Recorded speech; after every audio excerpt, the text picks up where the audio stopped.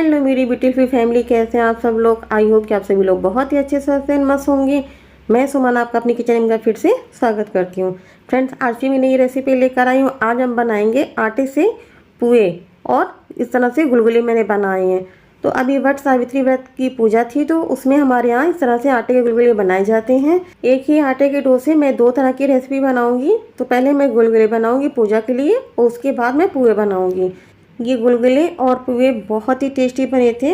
तो जिस मेजरमेंट से मैं बताऊंगी तो आप अगर उसी मेजरमेंट से बनाएंगे तो आपके बहुत ही टेस्टी बनेंगे। और आपको मैं पुआ भी दिखाती हूँ ये कितना ही सॉफ्ट बना है। ये देख सकते हैं। अगर आप इसे इस तरह से बनाएंगे तो आपको ऐसा लगेगा जैसे आपने आटे के नहीं मैदे के पुए बनाए हैं। बहुत ही टेस्टी बनते हैं और मैं आपको इसको भी दिखाती हूँ तोड़ के। ये देख सकते हैं ऊपर से हल्का सा क्रिस्पी है और अंदर से कितना सॉफ्ट है। बहुत ही टेस्टी बनते हैं। तो इस तरह से आप भी अपने घर में बना सकते हैं। मेजरमेंट का खास ध्यान रखिएगा। तो इसी तरह के मेजरमेंट से आप बनाएंगे तो बहुत ही टेस्टी बनेंगे। चलिए करते हैं वीडियो को स्टार्ट। यहाँ मैंने ली है 1 कटोरी चीनी। तो 1 कटोरी चीनी को मैंने पहले से ही पीस लिया था और पीसते समय मैंने इसमें इलायची डाल दी थी। तो इसमें आप इलायची डाल के चीनी को पीस लीजिए। तो पीसने से चीनी ना जल्दी मेल्ट हो जाती है, तो इसलिए मैंने इसे इस तरह से पीस लिया है। और हल्के से वार्म वाटर में मैं इसे डाल दूँगी जिससे ये घुल जाएगी। अब यहाँ पे लेंगे हम बड़ा सा बर्तन जिसमें हमें आटे का डो लगाना है। तो यहाँ पे देख सकते हैं मैंने बड़ा बर्तन ले लिया है और इसमें हम डालेंगे आटा। तो ये गेहूं का आटा है और यहाँ मैं 2 कटोरी आटा डालूंगी।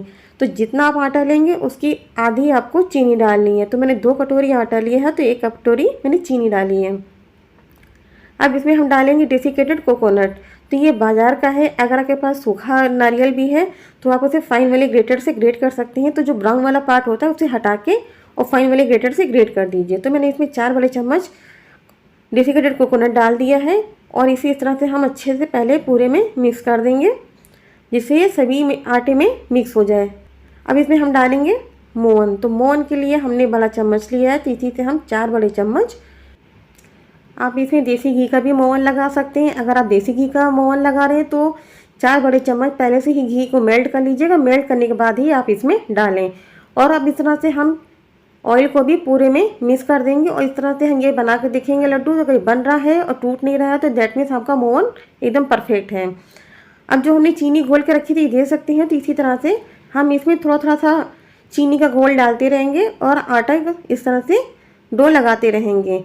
एकदम से मत डालिएगा, थोड़ा थोड़ा करके डालिएगा। मेरा थोड़ा सा पानी ज़्यादा हो गया था तो चीनी में आप ज़्यादा पानी का यूज़ ना करें। थोड़ा ही पानी में आप चीनी को डालें और थोड़ा सा पानी मैंने इसके अलग करके जो भी चीनी थी मैं उस सब मैंने इसमें डाल दी थी। तो इस तरह से आप इसका एक सॉफ्ट सा डो लगा लीजिए। डो हार्ड मत रखिएगा, सॉफ्ट ही रखिएगा। सॉफ्ट डो से पूरे बहुत अच्छे बनते हैं। तो ये देख सकते हैं कि डो हमने लगा लिया है। तो थोड़ी देर इसको अभी हम और से मसल लेंगे।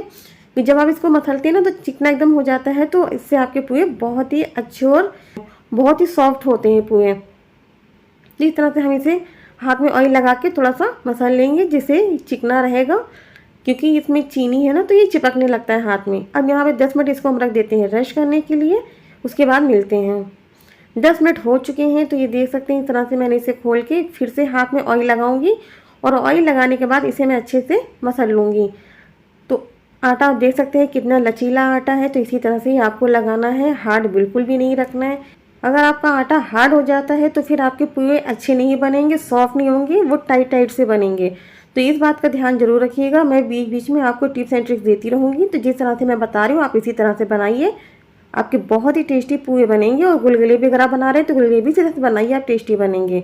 तो पहले मैं इस तरह से गुलगुले के लिए निकाल लेती हूँ। तो छोटी छोटी सी ये जो मैं गोलियाँ निकाल रही हूँ तो ये हमारे यहाँ पूजा में बरगद के पेड़ पे चढ़ाए जाते हैं। तो इस तरह से हम बना लेंगे पहले। तो ये 12 गोलियाँ छोटी बनती हैं और 12 बड़ी बनती हैं। ये देख सकते हैं मैंने बना लिया है इनको। अब हम चलेंगे अपनी गैस की तरफ फ्राई करने के लिए। ऑयल हमने पहले से ही रख दिया था, ऑयल हो चुका है गरम। तो यहाँ पे पहले मैं बड़े वाले इस तरह से डाल रही हूँ गुलगुले। तो एक बार में जितने आ जाए आप उतने ही डालें, ज़्यादा मत डालें एक साथ। इस तरह से मैं इसमें डाल दूँगी और डालने के बाद में आपको धीरे धीरे से इन्हें स्टेयर करते रहना है। एकदम से बिल्कुल भी नहीं चलाना है, बस इस तरह से धीरे धीरे हिलाते रहिए। इससे कलर सभी में एक जैसा आएगा। अगर आप इन्हें छोड़ देंगे तो नीचे से ये पकने लगेंगे और कलर भी डार्क हो जाएगा। तो जब आप इस तरह से हिलाते हैं ना तो आपका कलर सभी में एक जैसा आता है। तो इस बात को आप ज़रूर में ध्यान रखें कि इन्हें आपको छोड़ना नहीं है, बिल्कुल इस तरह से चलाते रहना है। अब थोड़ी देर बाद मैं इनको पलट दूँगी। तो देख सकते हैं इन्हें इस तरह से आपको पलटना है। धीरे धीरे से आप इन्हें हिलाते रहिए, घुमाते रहिए, तो इस तरह से सभी में एक जैसा कलर आएगा और ये पक भी जाएंगे। यहाँ पे गैस की फ्लेम को आपको स्लो ही रखना है, मीडियम बिल्कुल नहीं करेंगे। अगर आप मीडियम कर देंगे तो फिर ये अंदर से कच्चे रह जाएंगे, ऊपर से इनमें कलर आ जाएगा।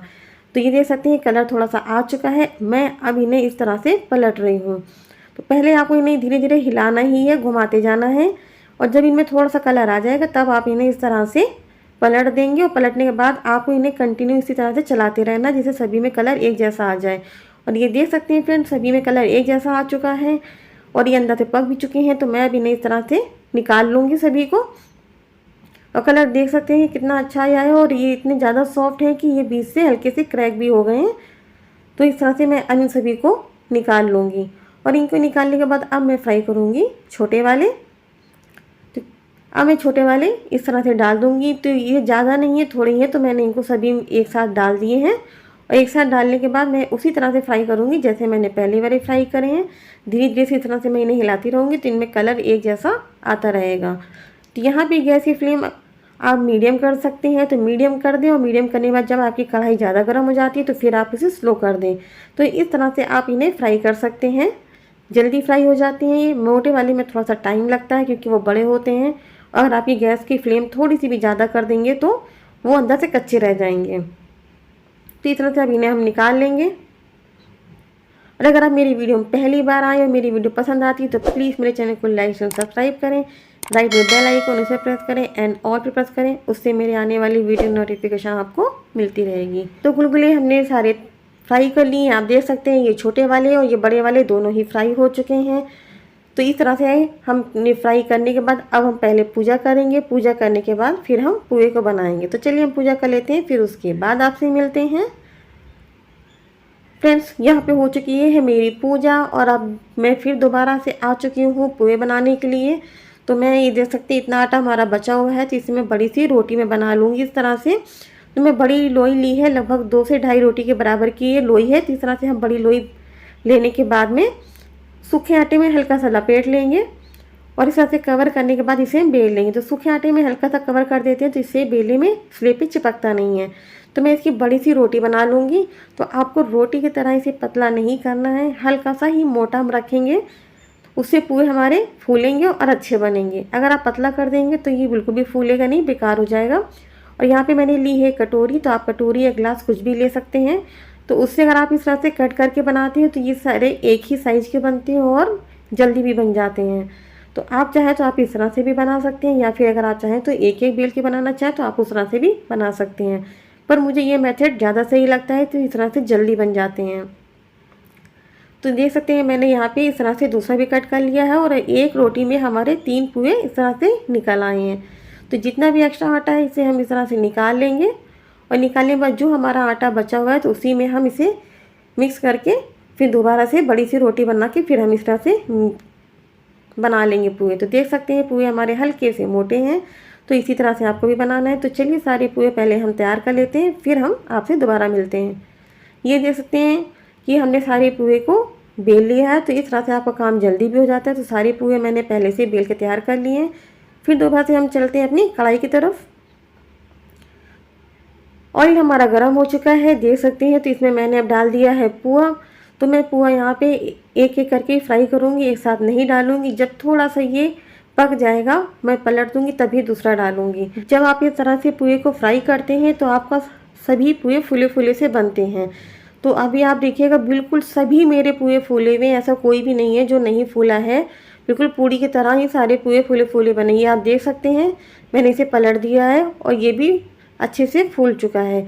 तो अब मैं यहाँ पे दूसरा डालूँगी। तो इस तरह से आप अपने पुए को फ्राई करें। जब एक में थोड़ा सा कलर आ जाता है उसे पलट देंगे, वो फूल जाएगा, तभी आप डालेंगे दूसरे को। तो इस तरह से मैं पलट पलट के इन्हें फ्राई कर लूँगी। यहाँ पे गैस की फ्लेम को आपको हाई नहीं रखना है, मीडियम टू स्लो में ही इन्हें फ्राई करने हैं। जब आपको लगता है कि आपकी कढ़ाई ज़्यादा गर्म हो चुकी है तब आप वहाँ पे थोड़ा गैस को स्लो कर दें। तो इसी मेथड के साथ में आप सारे पुए को फ्राई कर लें। आप देख सकते हैं कि ये वाला पुआ भी हमारा फूल चुका है और दूसरा वाला भी ऑलमोस्ट हो चुका है। कितना अच्छा कलर आया है। तो इसे मैं अब ये निकाल लूँगी। तो इस तरह से आप अपने सारे पुए को फ्राई कर सकते हो। कलर देखिए फ्रेंड कितना ही अच्छा आया है। Light brown colour. तो लग रहे हैं ना मैदे के पोहे, जैसे जिस तरह से मैदे के पोहे बनाए जाते हैं ये उस तरह के लग रहे हैं, लग ही नहीं रहे हैं कि ये आटे के पोहे बने हुए हैं। और आप देख सकते हैं हर एक पोहा जो है फूल रहा है। तो बस आपको इसी तरह से ही बनाने हैं और आपके सभी पोहे फूले फूले से बनेंगे। और यकीन मानिए ये पोहे बहुत ही टेस्टी बने थे। मेरा बेटा जल्दी नहीं खाता है, पर वो इस तरह के पोहे जब मैं बनाए तो उसे इतने अच्छे लगे कि उसने पोहे इस बार खाए हैं। तो इस तरह से आप भी अपने घर में पोहे बना सकते हैं। चलिए पहले सारे मैं पोहे को फ्राई कर लेती हूँ, फिर उसके बाद फिर हम आपसे मिलते हैं। देख सकते हैं फ्रेंड्स, सारी पोहे मैंने फ्राई कर लिए हैं और इस तरह से मैंने नीचे नैपकिन लगा दिया था। तो आ गया तो नीचे नैपकिन लगा दीजिए, फिर टिश्यू पेपर लगा दीजिए। पर ये एकदम क्लीन है, नैपकिन में बिल्कुल भी चिकनाई नहीं थी। तो इस तरह से आप इन्हें बना सकते हैं और इसमें बिल्कुल भी चिकनाई नहीं सोख हुई थी। तो इस तरह से आप अपने घर में बनाइए और ये देखिए कितने ही टेस्टी से यम्मी से लग रहे हैं ना खाने में, और लग नहीं रहा है कि ये आपने गेहूं के आटे से बनाए हैं। तो इस तरह से आप अपने घर में बना सकते हैं और यकीन मानिए ये आपके घर में सभी को बहुत पसंद आएंगी अगर आप इस तरीके से बनाएंगे, और इसका टेस्ट बहुत ही अच्छा आया था। तो एक बार आप इस रेसिपी को ज़रूर बना के ट्राई कीजिएगा। तो बनाइए, खाइए, एंजॉय कीजिए और कमेंट में ज़रूर बताइएगा कि आपकी रेसिपी कैसी लगी। मिलते हैं नेक्स्ट वीडियो में फिर कुछ और नया लेकर। तब तक के लिए tata bye bye, take care.